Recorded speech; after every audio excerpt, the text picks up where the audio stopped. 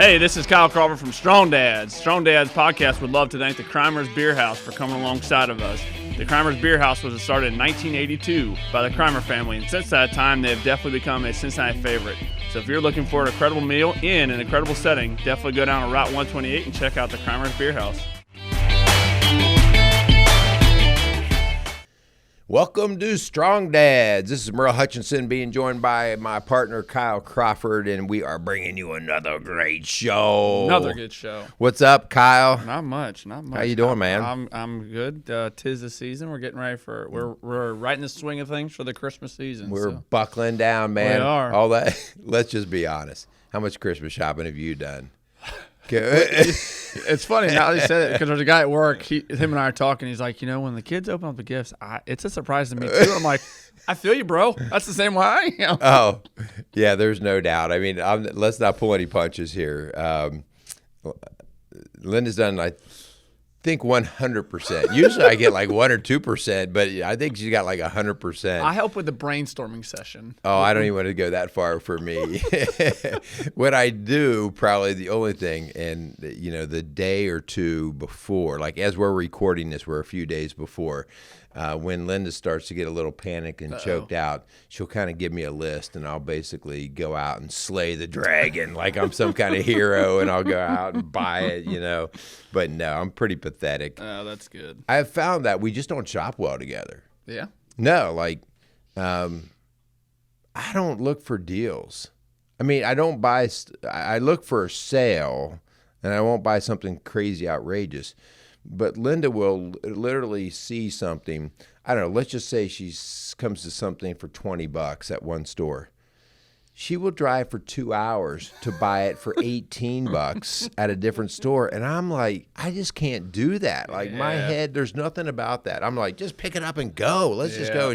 And when I start doing that, she's like, just get away. Just get away. So so we just don't shop well together. But I'm ready to help. I'm just worthless. Oh man, what's going on? I'm excited. The girls are off school, so it's fun to have them. And I've been in my workshop a lot making Christmas gifts, and so it's been fun. It's been fun having them for a while. So. All right. Well, we are going to get into our show today here, but I got a question for you, okay? So our show is really, we're going to ask you to kind of rethink some things today, especially as it pertains to you as a strong dad, as a man, okay? Yep. But I have a question for you first, okay? For me or for the men out there? For you. Oh, okay. Because they'd get it right. I don't know if you will. No. How smart are you? Smart enough that I did not buy a TV, even though my current TV is working. That was a good comeback on me. Yeah, I bought a TV because my old TV quit producing sound, which wasn't a very old TV, but it wasn't producing any sound. I go get a new TV, I plug it in, and it's not producing any sound. And so through the process of elimination, I realized it's not the TV. It's you. So yeah, I had a cable issue, and I come to find out that the technician said it was my neighbor who's got some rogue box. Blaming other people. This is what the technician said, not me. I'm clueless. I don't know anything about this stuff. And he said that it's sending off some sort of vibe that messed up my boxes. And so it somehow deleted the sound mode on that particular box. So he literally just resets everything from his end of his office. And I got sound, and I got a brand new extra TV. Merry Christmas to me, Christmas to you idiot.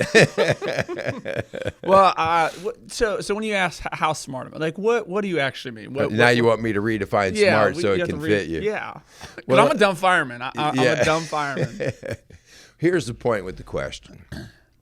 So forever, as I was working in the school world, I realized how wrongly we define smart and how it does permanent damage to kids we wrongly define smart based off of some very small attributes that schools have the ability to measure, and usually reading, writing, arithmetic, right? Those are some of the basics. And, that's 3 basic areas that kids go through. And if you do well in those areas, great, you graduate from high school and you think you're some kind of genius or something. If you don't do well in those areas, you start dragging sometime in late elementary school, thinking, another year, how much longer? This is miserable. I hate it. And it just perpetuates itself into really kind of a downcast, I'm less than mentality. And, so here I was working in the elementary school, and I'm like, man, we are messing. And primarily, I just have to tell you, we're messing up a lot of boys because boys in particular do not score well in a lot of those things. They get the math part later. Okay, later in high school years, they tend to start to pick it up on the math. But the reading and language stuff is not their forte for a lot of them, okay? And so I realized, man, we are missing the boat. There are things that these kids are doing that we do not recognize or give any kind of accolade to, and so it just never grows. It doesn't foster, right? It just sort of dies out, and so the kid, if you can call the self-esteem, it just sort of dwindles. Yep. So back in the 80s, there was a gentleman by the name of Howard Gardner that came in, and he said, we are looking at this all wrong. And he came up with the theory of multiple intelligences, which I really did kind of like that idea because it was like, we're going to start talking about other things, like the ability to work with your hands, the ability to solve problems, all of these other different areas. But I want to take this today into a totally different area that I think we have also screwed up in terms of defining. So today we're not going to talk about how we define smartness. Today we're going to talk about how we define manhood, what it is to be a man. And I think the definition has been totally skewed by men and women by our culture. Yeah. And because of that, we have a lot of men that are walking around being half of what they're capable of. Yep. Right? So that's kind of where my head was going today on this. So you never did answer the question, how smart are you? I'm as smart. I'm the smartest man I know. Guys work say that time like I'm the nicest guy I know. Yeah. Well, you don't know many, do you? Yeah. All right, let's thank a few people. Let's get into our topic. I like it. Strong Dads, we'd like to thank Kramer's Beer House for coming alongside of us. Kramer's Beer House, located on Route 128. Check them out. Let Mark know we sent you down there. Incredible meal, incredible setting. For sure, go check them out. All right. I also want to thank Casey's Outdoor Solutions for coming alongside of Strong Dads. We thank Casey and all of his support over the years. So for all of your landscape and decorating needs, go down and check out his services as well as his gift shop located outside of Lawrenceburg, Indiana. Casey's Outdoor Solutions. Okay. So a little bit of background. When we talk about what being a man looks like, all right, it's difficult for us if we don't have a vision. A vision. Like you and I like to build things. And if I can't visualize, it's really tough to come up with what I'm supposed to produce, right? And so I'm not much of a draftsman, but I actually have a whole notebook of graph paper where when I'm trying to build something, I go right to my graph paper and I start sketching it out, right? Yep. And because I have to kind of see it, and then I'm like, oh yeah, this is easy, And if you're smarter than me, you actually do CAD, right? And that kind of thing. So the vision that we have for what it is to be a man, where do you think you get your vision for what it is to be a man? Like, where did you come up with? Okay, This is what I want to strive to be. Well, and similar to what you're talking about, like with building things, I know like when I'm in my shop trying to build stuff, sometimes it's hard to like just actually come up with something. So a lot of times I'll pull plans from other people that have built something similar, and I try and modify it a little bit to what I'm building. And I think the same can be said about this idea of manhood and what it looks like to be a real man, because I think for a lot of us, we draw that from what society tells us, And I mean, I know magazines aren't a thing, a big thing anymore, but man, they used to have the men's magazine, and they have this jacked dude in the front, and he'd have all these, he's jacked, and he looks like he's been in the gym for a couple hours, right? And so you start to compare yourself to stuff like that, and that's where it's hard, because when we use society's vision of what a real man is, we're always going to miss the mark.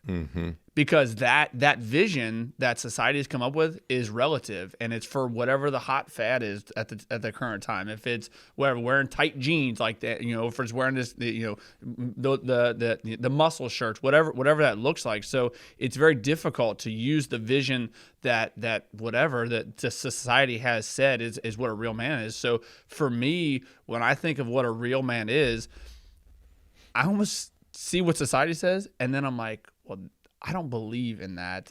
So I almost say whatever society says is a real man is probably the opposite. It definitely can be skewed, can it? Like, I mean, I can think of times where, this is where superheroes come from, right? Yeah. Like we create like Superman, right? And all of these different Marvel characters because we're trying to put a descriptive vision sort of thing out there for if you could only be like, but then it does go the other way, right? Like when we saw some of the feminization of manhood, like you start to get guys who are celebrities. You remember like Pee Wee Herman? Like, are you serious? Like, this is not a man. This is like a cheesy character. Yeah. But you get all kinds of, like you said, just across the board, whatever's hot. And I think it causes a lot of confusion, especially for young boys who maybe do not have an in-house role model. Okay, like it's one thing, like, I could have watched Marvel characters or something, but I had a strong dad in my house to constantly keep like, okay, this is what I'm shooting for. Well, but a lot of boys don't have that. Right. And, as I sit here and think about when you're talking about like the Marvel movies and these superheroes, one thing I do think that Hollywood or the visionaries who come up with these ideas, one thing I do think they have right is a man who stands up for a belief system. Most of these superheroes, the Spider-Mans, the Superman, they're standing up for a cause, right? Yeah. Whether that's someone who is in of need, they're being bullied, they're being picked on, or whether it's a bank being robbed, whatever. I think that one of the cool things that I do think that it is correct in the vision of what a real man is they have a belief system and they stick to it. Yeah. And sometimes that puts them in a very uncomfortable position. But they're also, they know that they have a calling, that they're expected to show up when there is a need. And so I will say I do think that is something that they do get right. And because they have that righteous mission that they're going after, they have enemies, right? Like they have people that are going against them. And if you're not pushing the needle a little bit, then no one's going to come back against you. So kind of been thinking about this, we're coming into the Christmas season.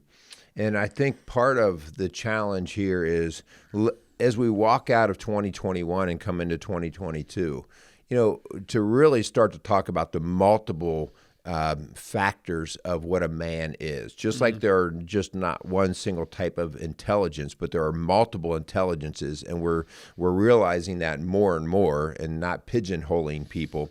There's multiple factors of a man, but I still am looking for a vision. Like, well, what would the complete man look like? And, in a nutshell, when we boil this down, this is Jesus Christ.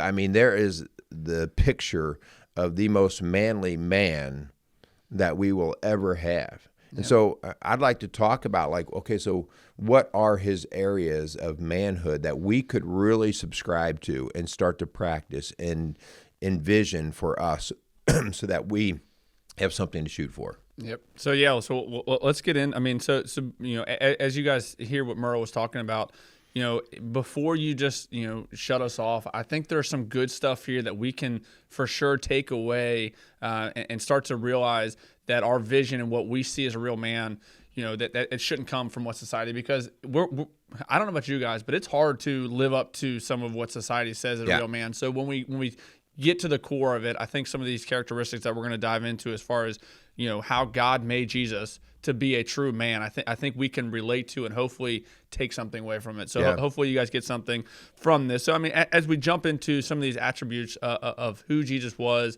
as far as looking at him as a man, one of the first things that I think the church misses the mark on big time is this very first attribute, which is Jesus was no joke, right? He was a tough dude. He was tough, right? Just the word tough. I look at we are such candies in so many ways. And I mean that we're soft, and he was just tough. You just think about his durability. You think about the idea of fasting for 40 days. You think about the amount of white walks and hikes and just a distance and walking that stuff out in sandals and just he. And, there wasn't this belly aching and whining about himself being in discomfort. Yeah. And so toughness comes from our ability to handle discomfort, right? And so he was just tough in his fabric. Yeah. Well, and with that, I mean, I similar to what I was saying before, that I think churches miss this mark that, like, I don't know about you guys, but majority of growing up at Sunday school, that when I would go, it was like, this Jesus with the sheep, right? And the little lamb. And then the more I've gotten to know Jesus over the years of reading his word, like the more I realized Jesus was like, he went into the temple and things weren't he knew that they were messed up. Right. He was be flipping tables. Yeah. Like, that's the Jesus I want to follow, right? That guy, like, yeah, man. Like when you think of what a man's man, like being able to going into a temple and start flipping tables because you knew that they were missing the mark big time. Like that's pretty cool. That is toughness. Tough, yeah. I think about this is how we fool ourselves, right? And this is how we get captivated by advertisement and by what the world says.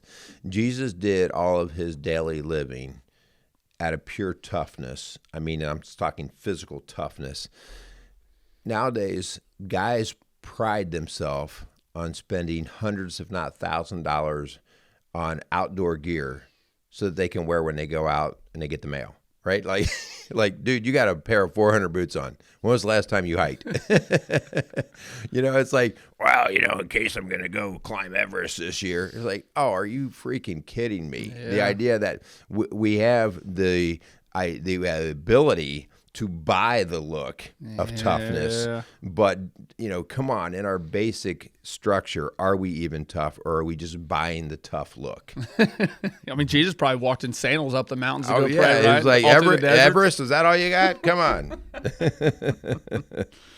Good deal. So this next one I think is really cool. When we look at Jesus, man, he was capable, right? He was able to do what he said and what he came on this earth to do, right? So it's kind of you can walk the walk, but it's another thing to actually talk the talk, right? Right. So when Jesus said things, he also followed it up with his actions, because a lot of times, I don't know about you guys, but my words, I can say things and then not always back it up with my actual actions. Yeah. The whole saying that your actions speak louder than words, which I think is totally true, and I think Jesus displayed that every single time that he would be in front of his disciples. He would tell them to do things, and then not only would he tell them to do it, he would go and do those very things he was asking to do. So I think when we look at an attribute of what a real man is, I think that the important thing is being able to put your money where your mouth is, right? So actually putting actions to your words. Yeah. So I kind of come into that idea of he's capable, right? He's capable with the idea of developing himself ongoing. We forget about the first 30 years of his life. We really only hear about the last 3 years of his life. But there's scripture there that points out that Christ grew in stature, right, with his Father and his abilities. And so your abilities, when you hone them, they give you capabilities. So it's important. Like we get stuck. Well, I'm not good at this, or I'm not good at that. So we shy away from it. We don't practice it. And Jesus knew, what? He needed to be able to speak in front of the most powerful. He needed to be able to hang with the most poor, right? He needed to be able to do all of these things. So his capability was something he didn't neglect. He wanted and desired to be very capable. And us as men, like, how capable are we? In certain areas, I feel very capable. In other areas, like, nah, it's out of my domain, man. Like, I don't shop, right? Like, and we should strive to be more capable so that we are more useful. I like it. This next one is I think in some ways can be dangerous for us men, but the crazy thing is it was not for Jesus. So when we talk about being confident, there's a huge difference in being confident and being arrogant.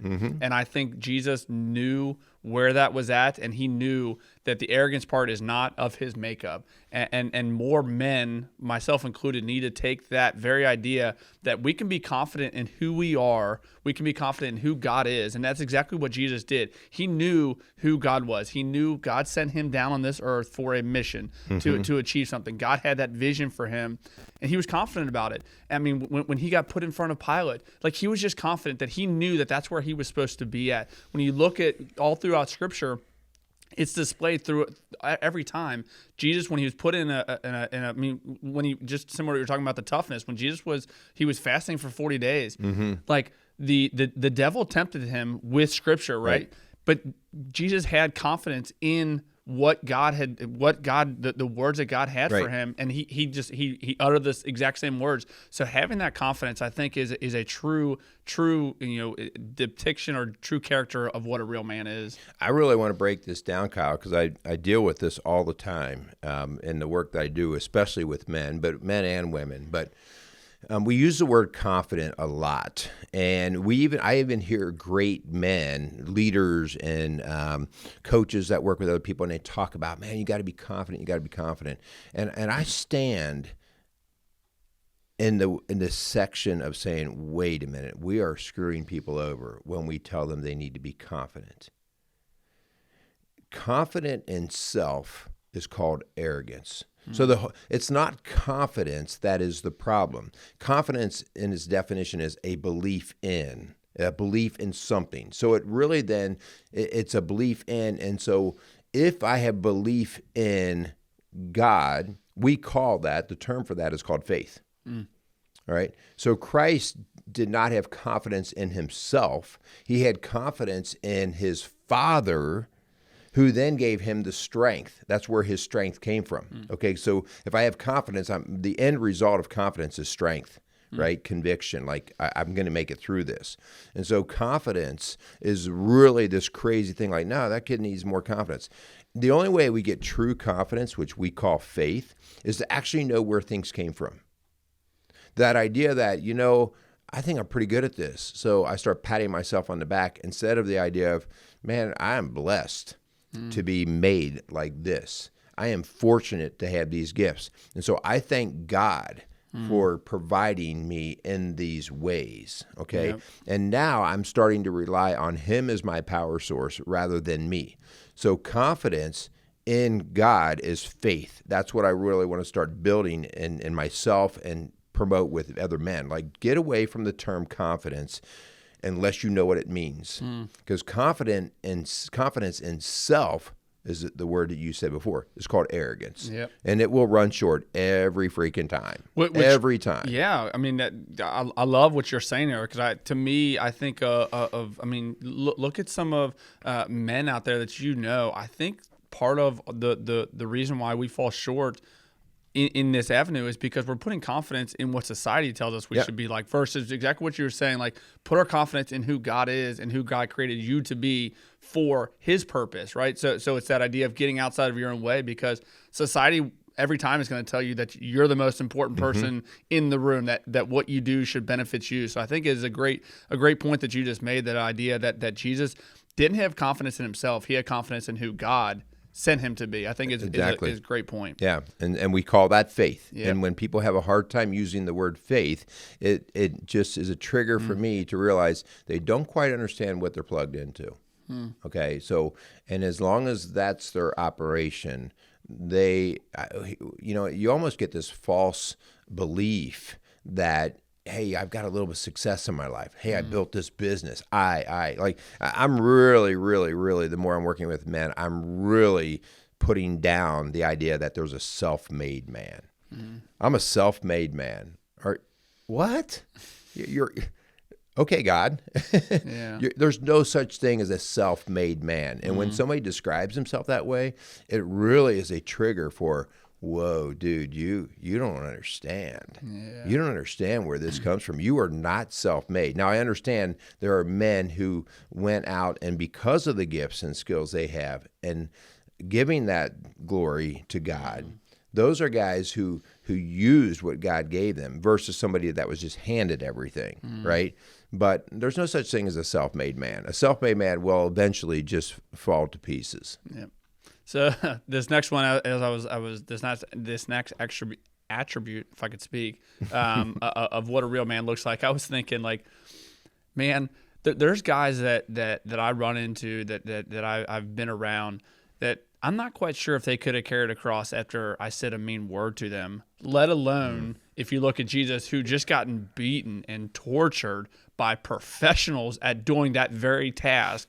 He then picked up his cross and was able to take it to where he knew he was gonna be hung, right? So this next attribute is the idea of being strong, and I think this is something in general society misses the mark massively because we are so. There's definitely something to be said about a physical attribute of being strong, but I think there's also a huge part of that of being mentally strong, having the capability to brush off the naysayers, right? There's always going to be people. I mean, like I said, there's men out there, or boys we'll call them, that they get their feelings hurt just because you look at them wrong. Let alone, like, again, going back to Jesus, being beaten and then having to do another grueling task. That's just something that's really missing right now. I think you hit the nail on the head with that idea. So, I often think of strength as just my ability to go and, lift a heavy weight, right? And I have prided myself at different times at different strength feats that I've accomplished, whether it's riding a bike or doing certain things where I've accomplished something. And that's not really what a lot of this is about. This is strength under pressure, right? Like the idea that could you actually carry the burden while you're being beaten to death? While, in real life situations, can you continue to persevere when your life's blowing apart, all right? And Christ only did that because, again, his faith and belief in God. And so strength doesn't just come from within me physically, but it comes from something much greater. And I think that's, we are called to be strong. Sure. And carry the burdens when you're under the pressure, right? Anyone can look good carrying a burden when there's no real pressure, right? And so, again, big muscles do not make you strong. What makes us strong is the commitment to Christ. Yeah, this next one, this idea of being trustworthy. This is something I know in my house. This is something we're really, really big on. That your yeses mean yes and your nos mean no. And then when you say yes, you're going to follow through and you're actually going to come through on that. This idea of being trustworthy is something that Jesus displayed every single time he was in front of his disciples. When he said something, it meant something, right? And the disciples knew that because there had been a long history of Jesus actually. His yeses meant yes, his no's meant no. And when he said something, it had weight behind it. And I think this very idea of an attribute of a man, this idea of being trustworthy has to hold true. Yeah, 100%. I love the idea of what you just say there, like his word is 100% true. And we talked about this in a previous show about how men desire trust out of other men. But we are so quick to dismiss when we break trust. Yep. And so, and it's like I've talked about before in marriage, occasionally I see trust broke by something big, like an affair, like something like that. And that is a big deal. Most of the time I see trust eroded over time because men just really don't think that certain things are important to other people, like your consistency in your words, like, your commitment to doing certain things. And when you just fail on those small things, you're really, over time, you become less than trustworthy. Yep. Yeah, grab this next one. I know you talked a lot about this idea of agape love and the idea that Jesus really displayed this love. So to kind of walk us through this one, Merle. Yeah, we in our culture, again, where culture comes in here, we really mess up the term love. And in our culture, we can love everything from our wife to pizza, right? Like we love these things. And so we have, in our culture, associated love with feeling. So we'd be more likely to say the terms romance, sex, affection, these kinds of things are really how we use love. But Christ goes to a different type of love, and it's called sacrificial love or agape love. And you have to wrap your head around what that means. more so than the woman. We are, by the way, all of God's creatures are, the desire there is to serve with purpose, the purpose of serving God. And part of that is serving the kingdom, other people. And so that means that you yourself may not always be the one being served, right? Because you're serving.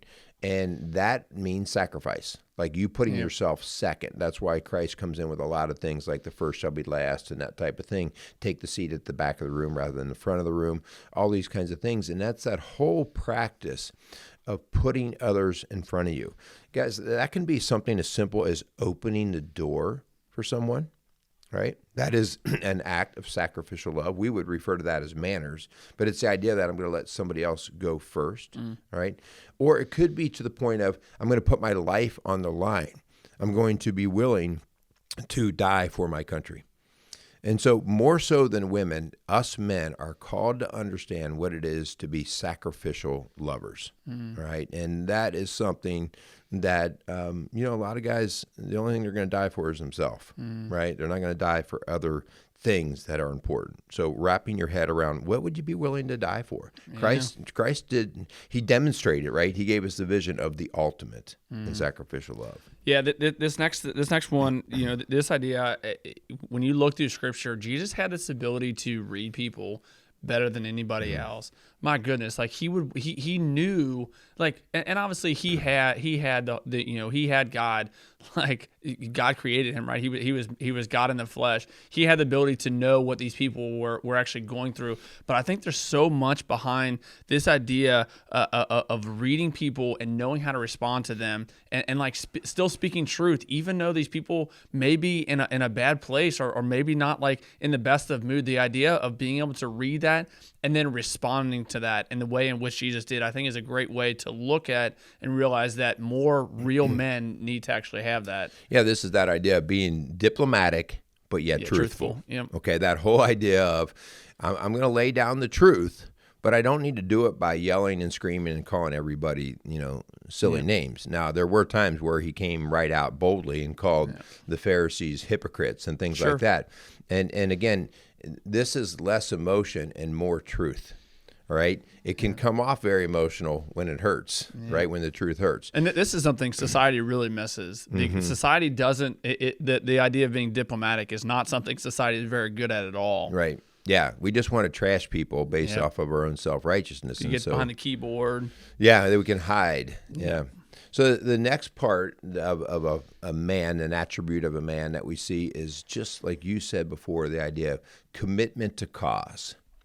They understand what it is to be committed to something.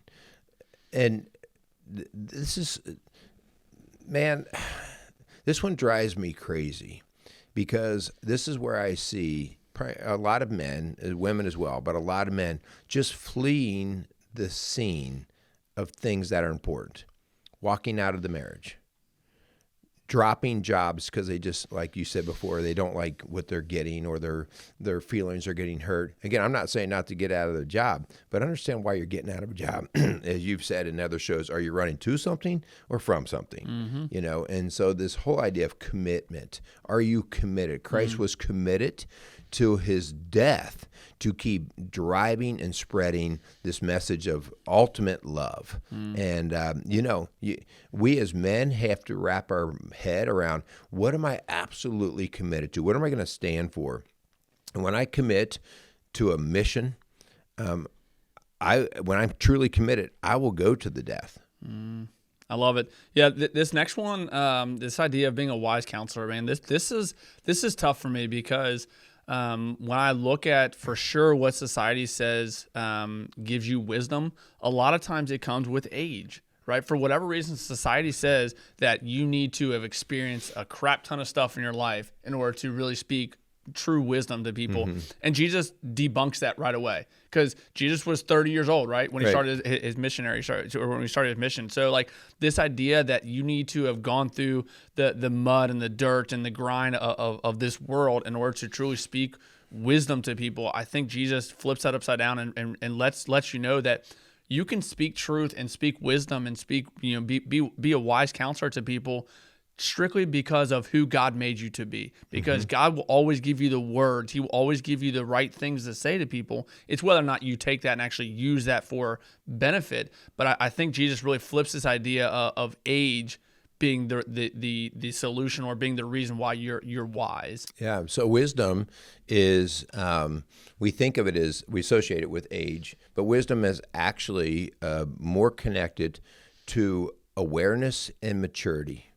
Awareness and maturity. And so I've dealt with 12-year-olds who've spoke wisdom to their parents.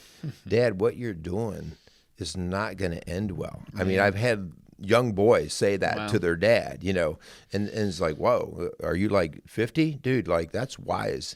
And it's because an awareness that they have, like, oh, they can see how things are going to play out. And Christ ultimately has a window into how things are going to play out. So he has an awareness.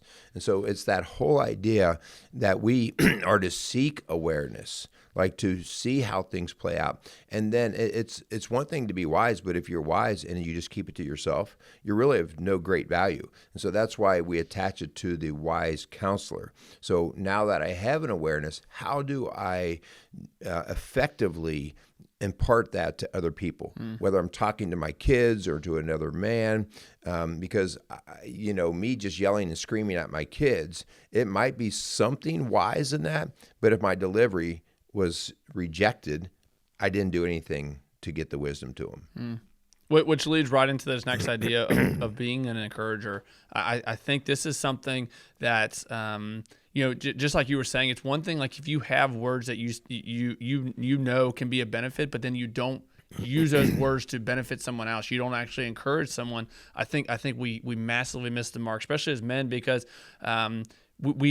society has almost beat us down so much that we just sometimes just sit in the corner and we just don't say anything. And I think there's so much to this idea of actually being the encourager, actually lifting up your family, letting your kids know that what they're doing is right. I mean, sometimes kids just want the approval of their parents, right? And this is something that I try and display to my girls, that I may not always, give you like the final seal of approval for what you're doing, but daddy's always behind you. I'm always going to encourage you to try your best, to put forth the best effort. So this idea of encouraging, I think, is something that Jesus obviously showed what that looks like, and I think in a lot of ways we miss massively in society. Yeah. Like, I think of it as a giver of life, right? Yeah. Christ was the ultimate giver of life. When I work with somebody who's having suicide ideologies or even has attempted suicide, they don't think that there's anything worth living for. And so part of our deal there is, okay, we got to give this person purpose. We have to give them life. And that's what encouragement is. So when you see where life has kicked somebody down, if you are continuing to kick, you're bringing death to them, okay? And so we are called to encourage, and especially the people that are tightest in our circle, our own family. We're called not to embitter our children, right? And it's like so easy sometimes to get wrapped up in just knocking them down. And that's not what a man does. A man looks at our kids and says, hey, dude, like you are made for something. You do have purpose. You do have value. Yep. I like it. Grab this next one, Merle. This idea of being a warrior. So this is, Kyle, the idea that we, as you mentioned before, we always see Jesus in a little white robe carrying a little lamb and like look at him as pacifist, gentle. And if you go a little bit farther in the book and you read into things through the New Testament and then into the book of Revelation, holy cow. Yeah. I know a few Navy SEALs. They don't compare. Right. They don't compare to the warrior that we're getting ready to see here, okay? And so the warrior at the end, he understands the spiritual battle that is going on. And he's going to go to the bitter end, right? And he's going to stand strong. And at the end, he has total confidence in the reason for him to fight to the victory. And so the warrior is just that guy who basically starts to bring all these things together. Let me tell you something that I've really learned about knowing some of the SEALs that I know. I always thought of Navy SEALs as just badass kind of guys. And the more I got to know these guys and just other SEALs through the community, it's really weird. They're not badass. They're passionate. They are passionate. I mean, when they believe in something, whether it's, I've watched them hold babies, and man, like they start tearing up, holding a baby, and you're like, dude, like it's a baby, okay? Like chill out.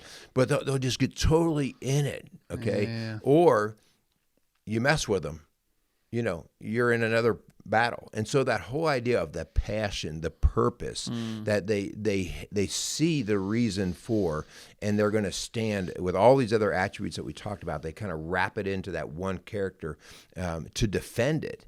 And so this is that warrior of Christ that we see, like the ultimate bringing this together. That's the warrior. And so warriors are not always about slaying. Warriors are people who go after things with passion, right? Like they're going to go to the bitter end because it's that important. Yep. Yeah, this is one of the last attribute when we talk about Jesus just displaying what a real man looks like. I think this is one of my favorite attributes about Jesus. This is something that I'm trying to grow into, and that's being a leader. And when I think of Jesus's life and I think of him leading, one of the coolest things that I personally think about Jesus displaying being a leader is because Jesus knew what he was leading towards. And one of the things that always comes to mind is Jesus when he was at the wedding ceremony and they ran out of the wine. And to me, this is right at the beginning of Jesus getting into his ministry, right? One of the coolest things, and this story gets flipped upside down a lot of times because you're like, oh, Jesus, he was a big drinker, right? The crazy thing is Jesus knew that in that time period, that if you were at a wedding ceremony, you ran out of wine, it was a disgrace to the family. And Jesus knew that, and so therefore he knew that he had to do something. He was leading by taking charge. He went and he turned the water into the wine to ensure that family was not disgraced at a very happy ceremony, right? So I think Jesus knew what he was leading towards. He knew that he was trying to build people. He was trying to instill in people this love of who God is. And I think this idea of leadership is again something that society misses the mark massively, because if you put a man of today who is of society at that wedding ceremony, they would probably be the first one to be like, oh, just let him run out of wine, right? And so that way then that family looks bad, and I can be like, well, I'll go buy the wine, right? I'll be the savior of this party. And I think in a lot of ways, Jesus knew that was not the way in which his ministry was going to be built on. It was going to be built on this leader mentality. I'm leading because I know I need to instill in people the love of God. Yeah, I absolutely love it. I always talk about the idea of good leaders have to, one, know where they're leading people, right? And they have to know who they are following. And if I'm leading just for the sake of leading, I will just walk in circles. Okay, but if I'm leading to where I know I'm going, and obviously Christ was leading people to his Father. The direction was very clear. And so ultimately that makes Jesus a follower, right? And ultimately that's what we all are in leadership positions. I have to understand that I'm who I'm following, what I'm following. When I understand that with conviction, I will become a leader. Okay? I will become a leader when I understand what I'm following with conviction. I like it. Yeah, I mean, those are some attributes that you kind of drew, Merle. I think 12 of them, just 12. Like the 12 multiple intelligence. Now we got 12 attributes of a true man, and now you have the vision for what it is to be a man. I like it. Yeah, I mean, if you're ever in doubt on if you see society says this is what a real man is, man, I think it's good to go back and to look at Jesus' word, look at the word, the red letters, man. Those, if you ever want to see what a real man looks like, I think that is a great place to turn to versus what society is telling us, because you can find what society tells you what a real man looks like. You can find it anywhere on the internet. Right. But whether or not that is also backed up by what God says, I think that is where we truly get that true meaning. Good stuff. All right. So as we get ready to wrap up this show, we just want to challenge you guys with the idea of really looking into how you have been portraying manhood, being a strong dad. How have you done that? And where are the areas that you You feel like, I'm okay with that area, but where are the areas that you're weak, right? The ones that I bought a false message, and so I've fallen into a bit of a trap. I need to identify that, and I need to start to back out of that and go a different direction. So we just challenge you. Like, this is part of the manhood, right? Like, to be able to say, the ultimate thing, are you coachable, right? Can you hear these things? As I went through that list, I'm like, yeah, not very good at that. Yep, not very good at that. Because these are all things that we will never be perfect at. There was only one perfect man. And so, but these are all attributes, just like there will be no one ever other than Christ that could hit all perfect scores on the multiple intelligences, okay? Because we are all just less than that, but we are striving for. I like it. Yeah, if you guys are out there and you guys need help, you want to talk through stuff, if you're struggling in your marriage, reach out to Rock Solid Families. I know Merle and Linda would love to come alongside of you and be a partner in that, because they use these very attributes that come from Scripture as their backing for what how they're coaching you. So reach out to them. You can call at 812-576-7625. Give them a call. Let them know that you just need some help. You need someone to come alongside of you. So thanks so much for Crimer's Beer House and Casey Outdoor Solutions for coming alongside of us. Greatly do appreciate it. Allows us to do these shows. Absolutely, yep. So Merry Christmas, Happy New Year. We got one more show before the Getting ready to wrap it up. Yep. Get rid of 2021. I think we said that at the end of 2020. We really tried to kick 2020 out. Yeah, we did. But the way I'm ending 2021, I need to get it out too. Go buy another TV and go out there and be some strong dads. Yeah. Go fix my daughter's car that blew up on the side of the road. Where's that? Yeah. Casey's is a premier garden center and gift shop located in Lawrenceburg, Indiana. Casey's offers a wide selection of plants, landscaping materials, home and garden decor, and gifts for every occasion. Casey's is committed to providing exceptional service, a unique shopping experience, and value to every customer. Stop in and see what makes Casey's so unique. Located at 21481 State Line Road, Lawrenceburg, Indiana, or call 812-537-3800. Let Casey's help you add beauty to your home.